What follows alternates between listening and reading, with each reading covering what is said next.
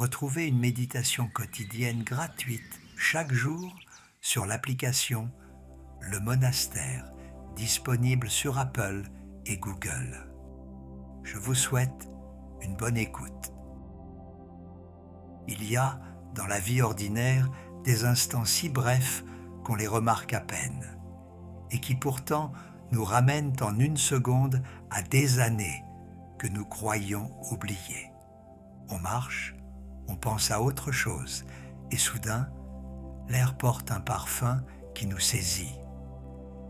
Et avant que nous ayons eu le temps de réfléchir, avant même que nous ayons pu donner un nom à ce qui vient de surgir, nous sommes ramenés dans une cuisine d'enfance, sur un balcon d'été dont nous avions perdu la trace, ou dans une pièce ancienne dont nous ne savions même plus qu'elle existait encore en nous.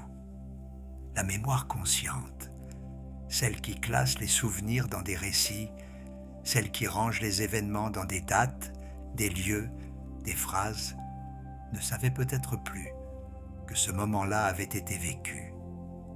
Mais le corps, lui, a su.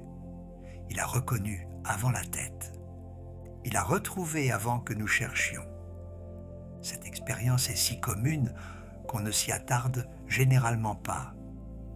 On se dit que c'est étrange, on sourit, parfois on reste un instant suspendu, puis on continue son chemin, comme si rien d'important ne venait de se produire. Et pourtant, cet instant minuscule contient l'une des vérités les plus profondes que nous puissions rencontrer sur nous-mêmes.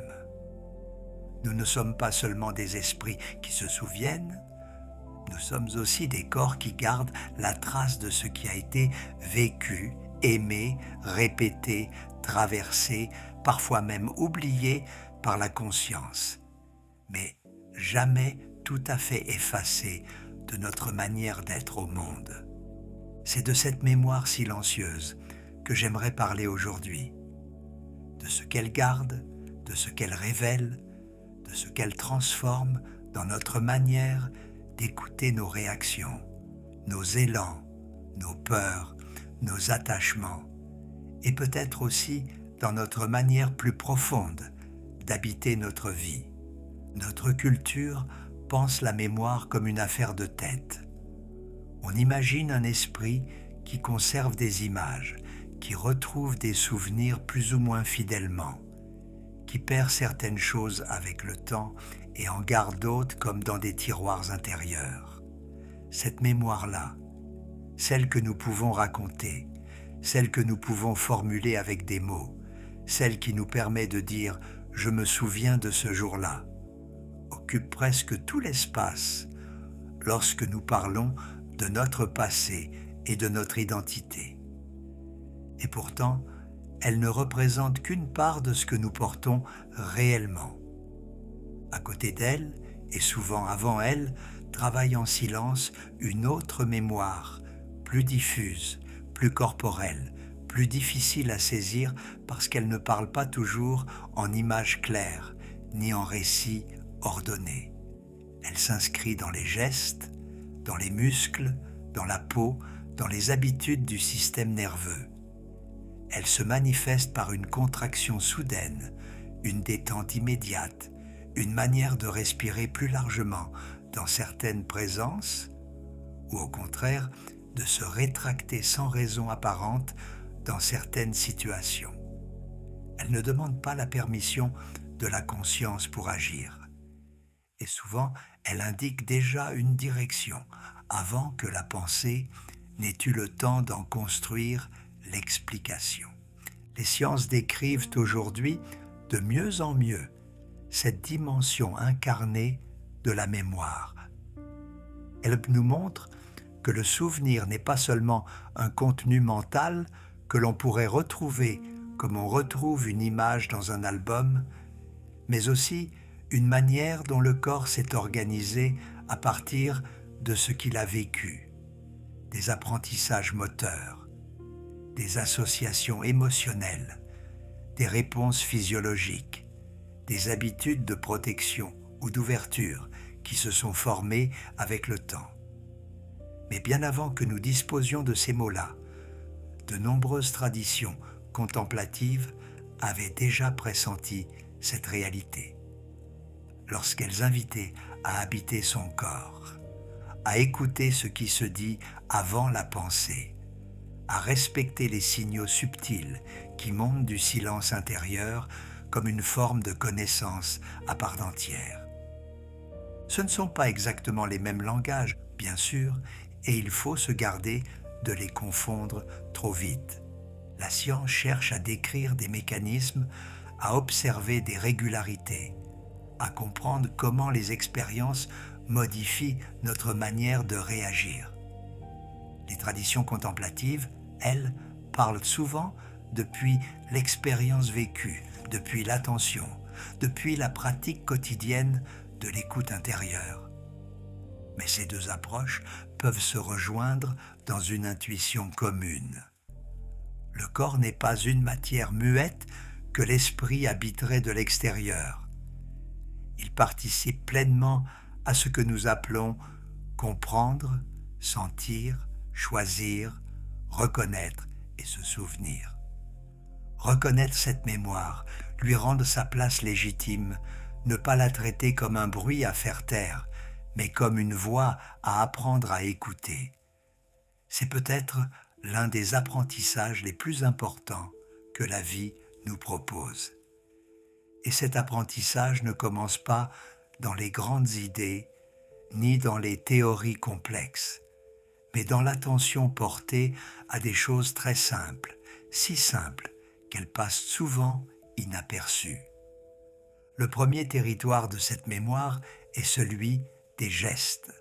Pensez à toutes ces compétences que vous portez en vous, sans avoir besoin d'y penser vraiment.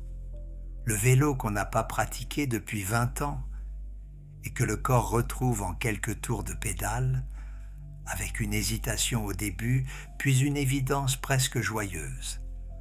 Le piano qu'on a abandonné enfant et dont les doigts gardent encore, quelque part, la trace fragile des accords les plus simples. La nage, dont le mouvement revient avant même qu'on puisse expliquer comment il se coordonne.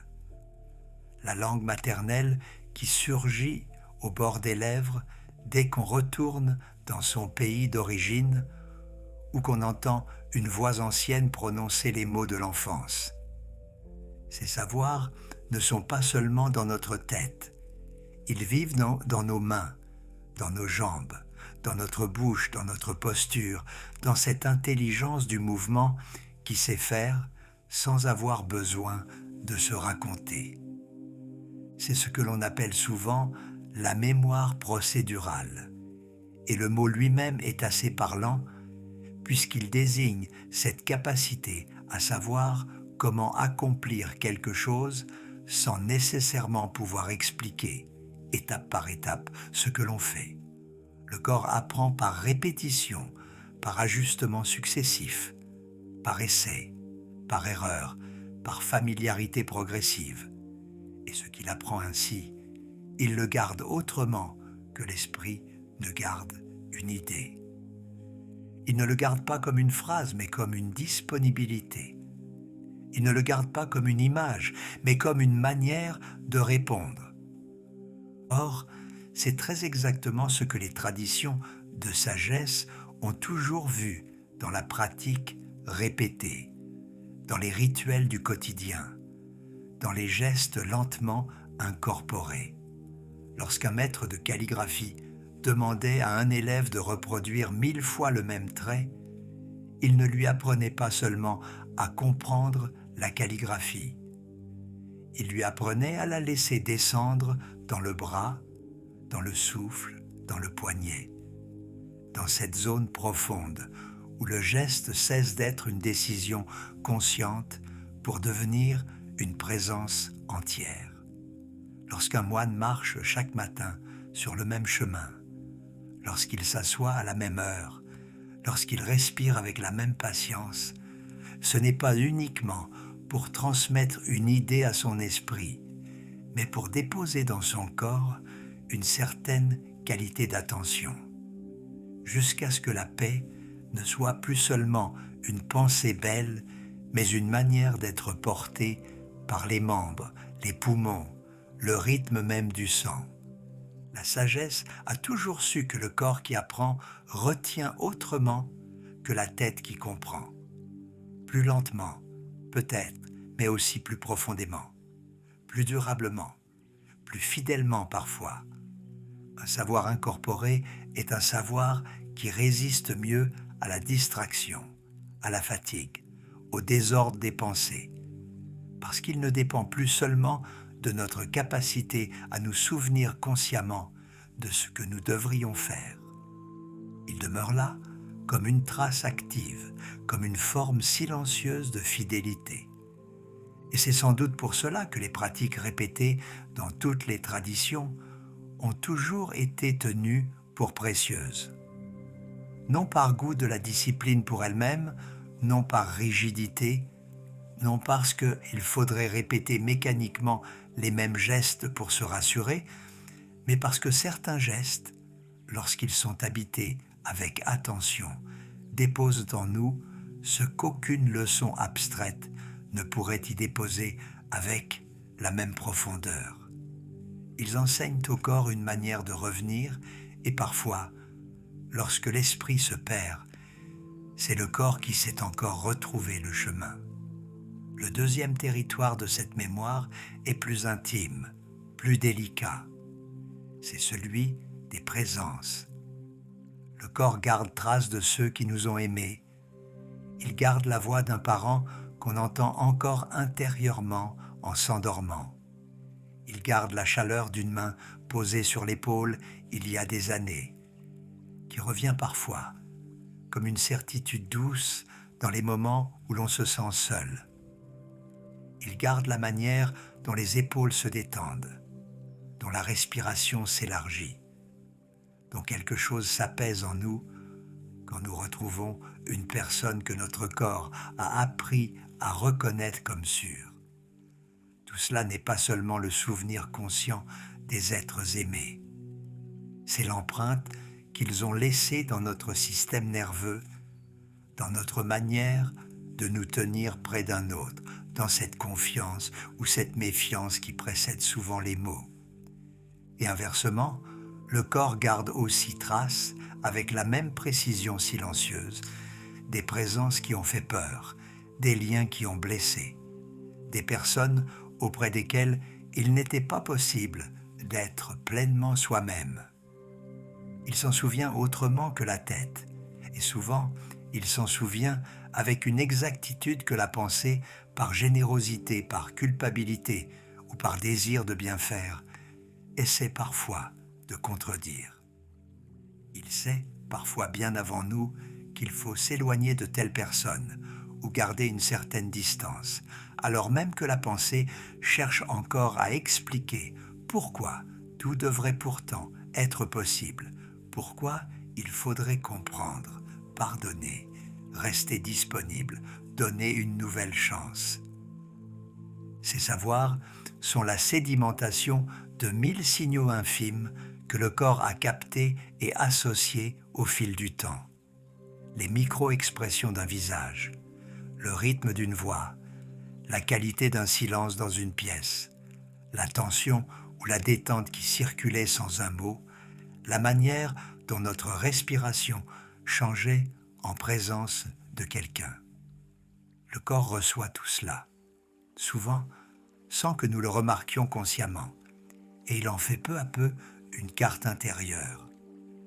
Une carte imparfaite, bien sûr, comme toutes les cartes humaines, mais une carte précieuse, parce qu'elle est faite de traces vécues et non d'idées abstraites. Nous ne nous construisons pas seuls, dans une intériorité fermée. Nous nous réglons aussi au contact des autres, nous apprenons auprès d'eux ce que signifie la sécurité, la menace, l'accueil, l'attention, la confiance ou le retrait. Et les traditions contemplatives, avec d'autres mots, avaient déjà perçu l'importance de ce discernement intérieur, de ce sens fin qui ne passe pas toujours par l'analyse, mais par une écoute très attentive de ce qui s'ouvre ou se ferme en nous. Cela ne veut pas dire qu'il faut obéir aveuglément à chaque réaction corporelle, comme si toute tension était une vérité et toute détente une preuve. Le corps peut aussi confondre le passé et le présent, reconnaître trop vite, se protéger trop fort, répondre à une situation actuelle avec des réflexes anciens. Mais cela veut dire qu'il mérite d'être écouté avec sérieux, non comme un maître infaillible, mais comme un témoin profond, non comme une autorité absolue, mais comme une part essentielle de notre intelligence. Le troisième territoire est le plus profond et le plus délicat à traverser. Le corps garde aussi la mémoire de ce que nous avons vécu de difficile. Une réaction apparemment disproportionnée devant une situation banale. Un blocage que l'on ne s'explique pas. Une émotion qui surgit sans cause visible à l'occasion d'un détail, d'un mot, d'un geste qui ressemble à un autre geste, plus ancien, peut-être oublié par la conscience, mais encore reconnaissable par le corps. Ce ne sont pas toujours des bizarreries de caractère, ni des défauts de personnalité, ni des faiblesses à corriger avec dureté. Ce sont parfois les paroles d'une mémoire qui n'a pas trouvé d'autre langue pour se dire. Le corps, qui a porté ce que la tête ne savait pas encore nommer, le porte parfois encore aujourd'hui. Et il le redit à sa manière chaque fois qu'une situation lui rappelle quelque chose. Reconnaître cela, ce n'est pas se transformer en patient permanent, ni regarder toute sa vie comme une énigme clinique qu'il faudrait interpréter sans fin. Ce n'est pas chercher partout des blessures cachées, ni se réduire à ce que l'on a traversé. C'est simplement devenir un peu plus tendre avec ce que l'on porte et comprendre que certaines réactions qui nous dérangent aujourd'hui ont peut-être été autrefois des manières de continuer, de tenir, de se protéger, de ne pas s'effondrer. Le corps a fait ce qu'il a pu.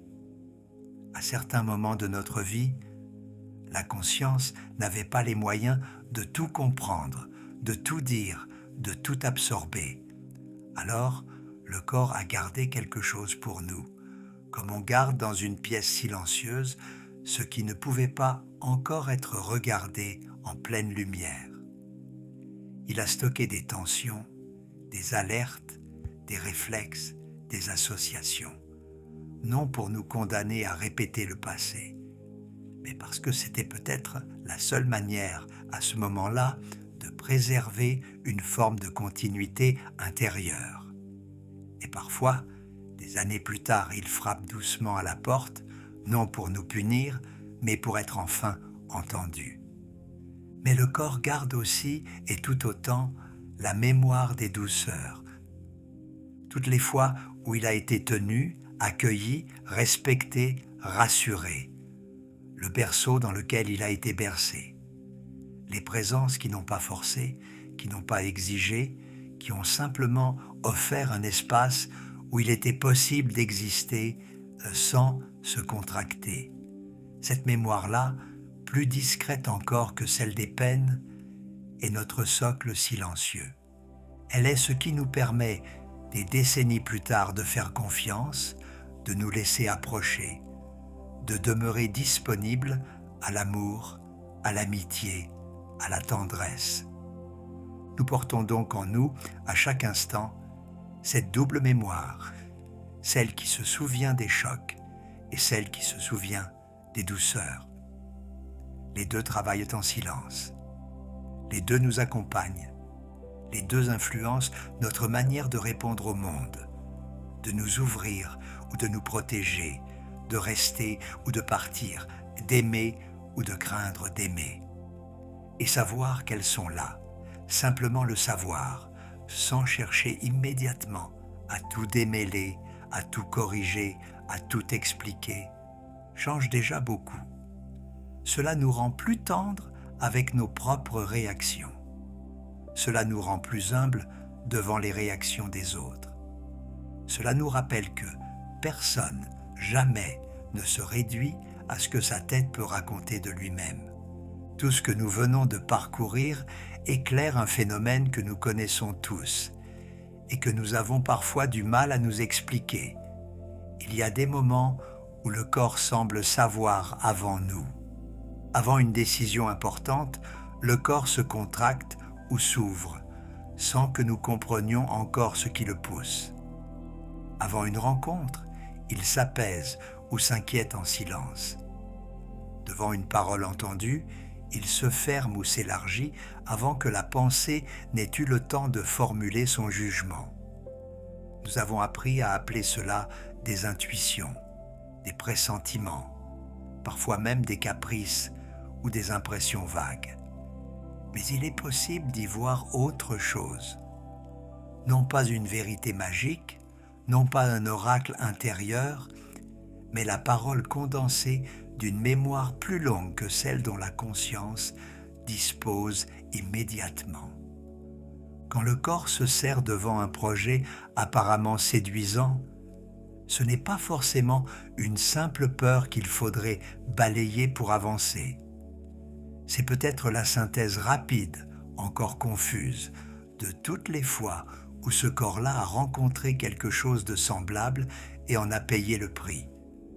Quand le corps se détend, dans la présence de quelqu'un que nous connaissons à peine, ce n'est pas nécessairement une preuve absolue que cette personne est bonne pour nous, mais c'est peut-être la reconnaissance d'une qualité de présence, d'un rythme, d'une douceur, d'une absence de menace que notre système nerveux a déjà appris à associer à la sécurité. C'est ici qu'il faut être à la fois ouvert et prudent. Écouter le corps ne signifie pas renoncer au discernement, ni faire de chaque sensation une vérité définitive. Une réaction corporelle peut nous informer sans toujours nous donner toute la réponse. Elle peut nous signaler quelque chose, attirer notre attention, demander un ralentissement, mais elle gagne souvent à être mise en dialogue avec la pensée, avec le temps, avec l'observation, avec la réalité concrète de la situation. La sagesse n'est pas de choisir entre le corps et l'esprit, mais de cesser de les opposer comme s'ils appartenaient à deux mondes séparés. Ce que certaines traditions appelaient l'écoute intérieure et ce que l'on nomme parfois aujourd'hui intelligence somatique désigne peut-être cette capacité à prendre au sérieux la part incarnée de notre connaissance. Il existe en nous une forme d'intelligence qui ne passe pas d'abord par le langage, qui se manifeste dans la chair, dans le souffle, dans l'orientation spontanée du corps, et qui détient une part essentielle de ce que nous savons. Elle ne remplace pas la pensée, mais elle l'élargit. Elle ne nous dispense pas de réfléchir, mais elle nous rappelle que réfléchir uniquement avec la tête, c'est parfois réfléchir avec une partie seulement de soi-même. Apprendre à l'écouter, ce n'est donc pas devenir irrationnel. C'est au contraire prendre au sérieux toute notre intelligence et non plus seulement la part bavarde qui s'exprime en mots. C'est consentir à ce que la sagesse ne soit pas uniquement affaire de raisonnement, mais aussi de ressenti juste, de tension qui demande attention, de respiration qui s'élargit, de fatigue qui insiste, de malaise qui revient toujours au même endroit, de paix qui s'installe sans avoir besoin de se justifier. C'est apprendre à se taire un instant, dans l'agitation des pensées, pour entendre ce que le corps, lui, essaie peut-être déjà de dire. Reconnaître cette mémoire silencieuse change, peu à peu, la manière même dont nous habitons nos vies. Notre culture a longtemps traité le corps comme un instrument. On le surveille, on l'optimise, on le corrige, on le maîtrise. On lui demande des performances, on lui reproche ses limites, on le compare, on le discipline, On le pousse à fonctionner malgré la fatigue, malgré les signaux, malgré les résistances. Cette vision, encore très présente aujourd'hui, fait du corps un objet que l'on possède, que l'on améliore ou que l'on contrôle, plutôt qu'une dimension vivante de ce que l'on est. La perspective qui se dessine ici est tout autre. Le corps n'est pas seulement un objet, il est un témoin, un compagnon, un porteur de mémoire. Il a vécu tout ce que nous avons vécu, non pas comme un spectateur secondaire, mais comme le lieu même où la vie s'est déposée. Il a connu nos joies, nos peurs, nos répétitions, nos attachements, nos séparations, nos élans, nos fatigues, nos recommencements. Il s'en souvient parfois mieux que nous, non parce qu'il serait plus noble que l'esprit, mais parce qu'il garde les choses autrement, dans une langue plus lente, plus obscure, plus ancienne que les phrases. L'honorer, c'est reconnaître cela. C'est cesser de le traiter comme un esclave qu'il faudrait faire taire, comme un obstacle qu'il faudrait dépasser, comme une machine dont il faudrait améliorer sans cesse le rendement. C'est commencer à le considérer comme un sage discret. Non pas un sage spectaculaire, non pas un sage qui proclame des vérités, mais un sage patient, qui parle par nuances, par résistance, par ouverture, par signaux infimes, et qui attend souvent longtemps avant que nous acceptions enfin de l'écouter. Concrètement, cela commence par des choses très simples. Ralentir parfois suffisamment pour sentir les sensations passer au lieu de les recouvrir immédiatement par des explications. Remarquez ce que le corps signale dans les choix importants. Ce léger serrement avant tel rendez-vous. Cette respiration qui s'élargit en présence de telle personne. Cette fatigue qui revient toujours dans tel contexte. Cette détente profonde qui apparaît dans certains lieux, certains silences, certaines conversations. Prendre au sérieux ces signaux, non pour leur obéir aveuglément, mais pour ne plus les traiter comme du bruit qui dérange la pensée. Ils ne sont pas toujours la réponse, mais ils font partie de la réponse. C'est tout le sens, sous une lumière nouvelle, des pratiques anciennes telles que la méditation, la marche lente, le silence, la respiration consciente. Ce sont des manières, lentement éprouvées, de retrouver l'écoute d'une mémoire qui n'a jamais cessé de parler, mais que notre vitesse, notre agitation et notre besoin constant d'explication nous ont souvent appris à ne plus entendre.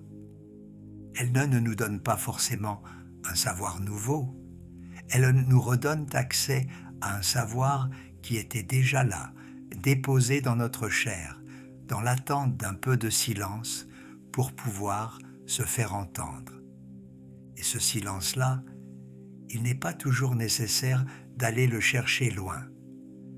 Quelques secondes suffisent parfois, le temps d'une respiration plus lente, d'une attention portée aux pieds qui touchent le sol, d'une pause volontaire entre deux gestes, d'une main posée sur le ventre pour sentir ce qui bouge encore sous les pensées. Cela ne demande rien d'extraordinaire. Cela demande seulement la décision intérieure de revenir un instant dans ce que l'on est, au lieu de vivre uniquement dans ce que l'on pense devoir être. Revenons maintenant à cette odeur croisée par hasard, à cette voix soudain reconnue, à cette lumière qui tombe sur un mur comme elle tombait autrefois, à ce geste qui revient sans que nous sachions d'où il revient. Ces petits phénomènes, que nous prenons souvent pour des curiosités ou des anecdotes, apparaissent alors pour ce qu'ils sont, la pointe visible d'un savoir profond, la part émergée d'une mémoire infiniment plus vaste que ce que nous pouvons en dire. Nous sommes des êtres dont la mémoire dépasse de loin notre conscience. Le corps porte en lui des années, des présences, des douceurs reçues, des peines traversées, des gestes appris, des liens tissés, des silences habités, des paysages aimés, des lieux où nous nous sommes sentis vivants et d'autres où nous avons appris à nous protéger. Il garde tout cela non comme un musée du passé, mais comme une matière vivante qui continue d'informer notre manière de rencontrer le présent. Il le garde à bas bruit, patiemment, et il le met parfois à notre disposition dès que nous savons lui accorder assez d'attention. Habiter pleinement notre corps, c'est consentir à tout cela. C'est accepter d'être plus vaste que nous ne le pensions, plus profond que ce que la pensée peut formuler, plus ancien que les souvenirs que nous savons raconter. C'est apprendre à se faire confiance autrement, non plus seulement comme à un esprit qui décide depuis le sommet de lui-même, mais comme à un être entier, traversé par une mémoire, une sensibilité, une histoire, une intelligence diffuse qui répond au monde avec une sagesse parfois plus fine que celle des mots. Nous avons longtemps considéré le corps comme moins noble que l'esprit, comme une réalité qu'il fallait dépasser, dompter, discipliner ou corriger. Nous découvrons aujourd'hui, ou peut-être redécouvrons-nous sous d'autres mots, que le corps est une part essentielle de ce que nous sommes, qu'il porte en lui une intelligence et une mémoire qu'aucune pensée ne peut remplacer, et qu'il ne nous demande pas d'être adoré, perfectionné ou contrôlé, mais simplement d'être entendu avec un peu plus de respect. Il ne demande pas grand-chose en vérité. Un peu de lenteur, un peu d'attention, un peu de silence. Il demande que nous cessions, par moments, de tout filtrer par le langage, de tout expliquer trop vite, de tout corriger immédiatement, et que nous laissions simplement les sensations apparaître, les paroles silencieuses se dire, les évidences se déposer à leur rythme. Peut-être que le corps ne demande pas toujours à être compris parfaitement. Peut-être qu'il ne demande même pas à être réparé tout de suite. Peut-être qu'il demande d'abord cela, que nous acceptions de rester auprès de lui sans impatience, comme on reste auprès d'un ami ancien qui a beaucoup porté et qui, depuis longtemps, attendait seulement que l'on prenne enfin le temps de l'écouter. Apprendre à écouter ce corps qui se souvient, c'est apprendre à habiter, enfin, l'entièreté de ce que nous sommes. Et dans cette écoute, nous ne découvrons pas seulement des informations utiles pour mieux décider, mieux choisir ou mieux nous protéger. Nous découvrons surtout que nous sommes accompagnés depuis toujours par une mémoire fidèle, discrète, imparfaite peut-être, mais profondément vivante, qui ne cherche pas à nous retenir dans le passé, mais à nous aider à revenir plus entiers dans le présent.